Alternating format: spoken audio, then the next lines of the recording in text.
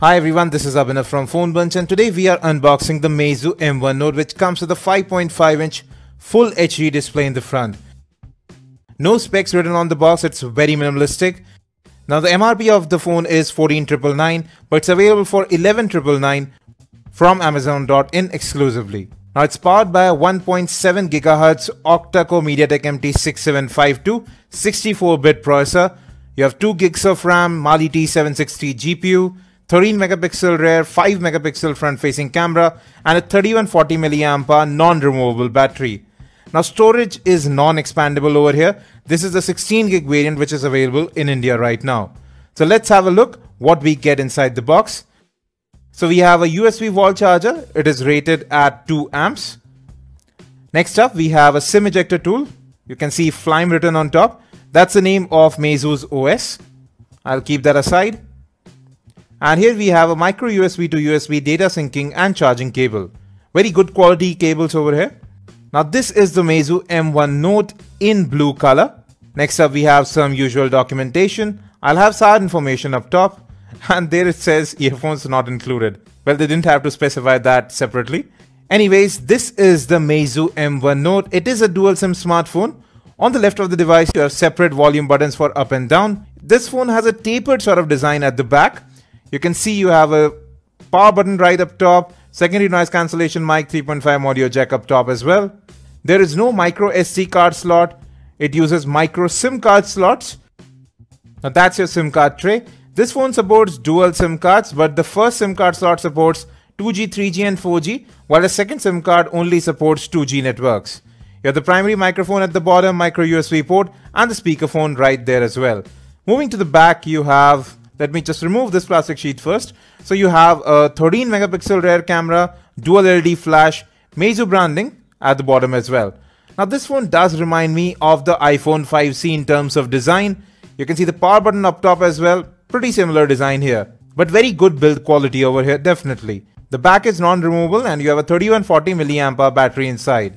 Now the power button is a bit awkwardly placed at the top. Definitely not that easy to access. And here you can see the phone has begun powering on. You have a 5 megapixel front facing camera, proximity and light sensors, earpiece up top as well.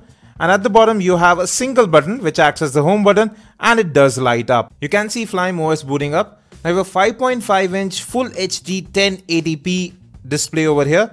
It's an IXO panel, fully laminated, 403 pixels per inch. So folks, we have now booted into Flime OS 4. It's running on top of Android 4.4.4 KitKat right now. This might be upgraded to Lollipop in the future. You have all your apps that are installed right on the home screens. Very few apps are actually installed. You have your notification toggles right up top as well. You do have a flashlight toggle right up top. Very useful stuff. Many of the Google apps, including Gmail, YouTube, all those are not installed, but you have the Play Store. You can go and install those. I can see the settings menu. It is quite different. And right here you can see Android 4.4.4, Flime OS 4.2 running on the device. Now coming to storage, you have 11.8 gigs available. Now you can't increase storage because there is no micro SD card support. Now let's check if USB OTG is supported. I have plugged in my USB OTG pen drive and you can see that it has been detected. Now let's get into storage and we'll see samples. I'll play a 1080p video for you.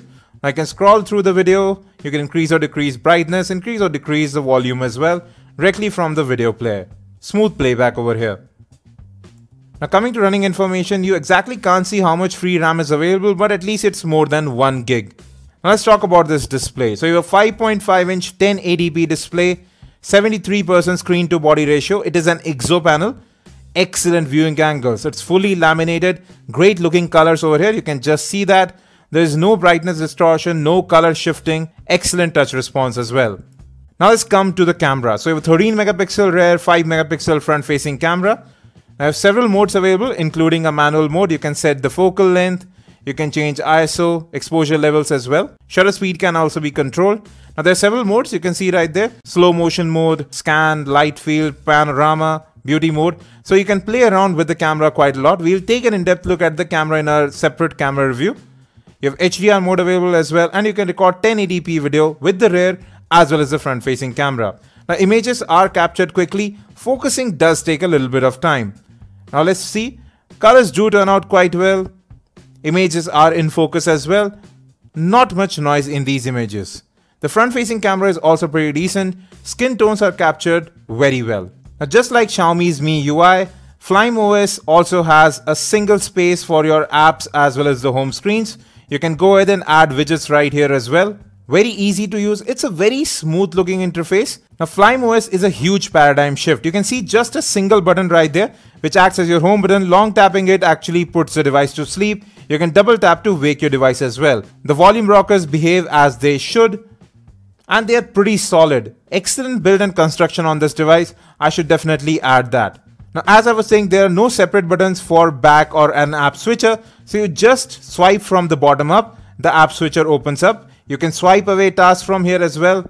So how would you move about between apps without a back and menu button? You have contextual bar that appears in apps. So you can see in the camera, you can switch between the front facing camera and the rear camera in it. And you can see it in the browser as well. You can change the search engine. You can go ahead and copy URL.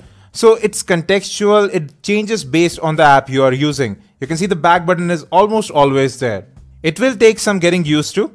Now we have loaded PhoneBunch.com. Here's our mobile website. This is the default browser, and scrolling is very smooth over here. You have kinetic scrolling available. So as fast as you scroll, the page moves at the same pace. Pinch to zoom is very smooth. Now performance is actually very fluid on this device. You can see right here, kinetic scrolling too works quite well. Apps do open up quickly as well. The UI is very slick. It's very polished too. But it will take some getting used to if you have been using other Android smartphones. But the learning curve is not that huge. Now let's talk about the competition. You have the Asus Zenfone 2 priced at Rs 14,999, while the Meizu M1 Note comes in at about Rs 12,000. 2 gigs of RAM, 5.5-inch HD displays. You have back-mounted buttons on the Zenfone 2. Now the Zenfone 2 is definitely thicker, it's heavier as well, but it feels better to hold. Another is the Mi 4i. Now the Mi 4i is far compact at 5 inches, but features similar specifications in cameras as well as the display, 1080p display, although a smaller one. It is better to hold in the hand as well. Speakerphone at the bottom on the Meizu M1 Note, on the back on the Mi 4i. Now we'll definitely compare the cameras as well as the build features of all of these devices to tell you which one you should buy. The only limitation on the Meizu M1 Note is the non-expandability of the storage. 16 gigs, out of which about 11.8 gigs is available, is really not that great. It's higher than the Xiaomi Mi 4i, but still not that much. But the build quality on this device is very good. A 3140 mAh battery should get you through a day as well. Overall, this phone feels good to hold in the hand. It is a bit slippery. I would recommend getting a cover for this phone if you are going to buy it. Now with the 5.5-inch display, it's definitely not meant for single-handed use. The power button is again awkwardly placed at the top, just like the Zenfone 2. Now there are some nifty features like locking up the device by just long pressing the home button, double tap to wake it as well. We'll be taking an in-depth look at Flyme OS as well as the Meizu M1 Note, how it performs in general use, as well as a look at its camera. So stay tuned to PhoneBunch.com for the latest in mobile technology. Thanks for watching. Any questions, just let us in the comment section. And as always, have a great day.